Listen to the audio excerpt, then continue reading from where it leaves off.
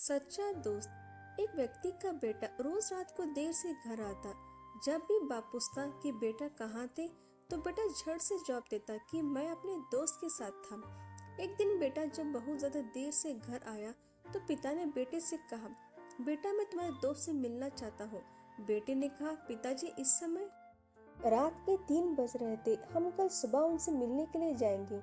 लेकिन पिता ने जिद पकड़ते हुए कहा, नहीं अभी चलना है, मुझे आपके दोस्त के बारे में जानना है। बेटा मना करता रहा, लेकिन पिता अपनी जिद पर अड़े।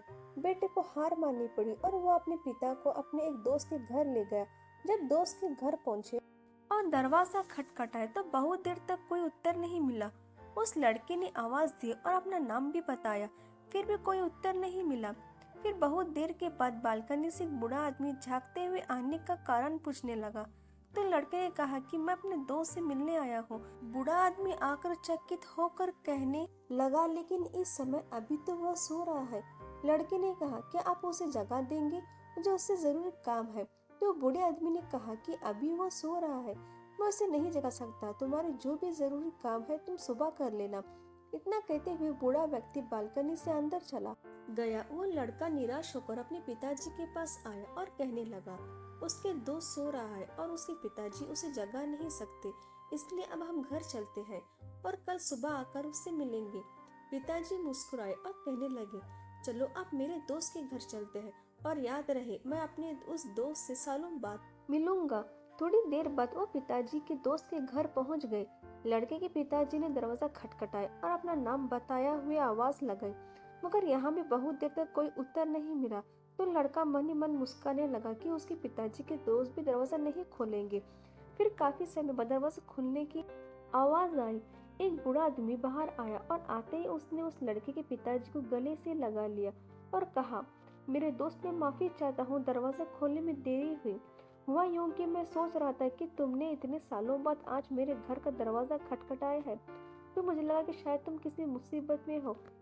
तो मैं अलमीरा में से पैसे निकाल रहा था कि शायद तुम्हें पैसों की जरूरत पड़े। उसके बाद मैंने अपने बेटे को नींद से जगाया कि शायद तुम्हें उसकी भी जरूरत पड़े। मेरे दोस्त, मुझे बताओ, क्या तुम किसी मुसीबत में हो, ताकि हम दोनों मिलकर उसका हल ढूंढ सके।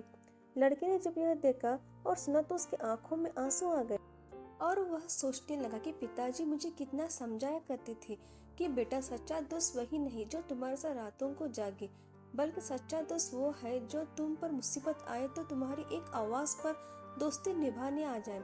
फिर लड़के ने अपने पिताजी को गले लगाते हुए उनसे माफी मांगी और कहने लगा कि आज के बाद मैं ऐसे ही लोगों से दोस्ती करूंगा जो दोस्ती में सच्चे हो और जो मुसीबत के वक्त में काम आए, और ऐसे लोगों से दूर रहूंगा जो सिर्फ दोस्ती का फायदा उठाना जानते हो।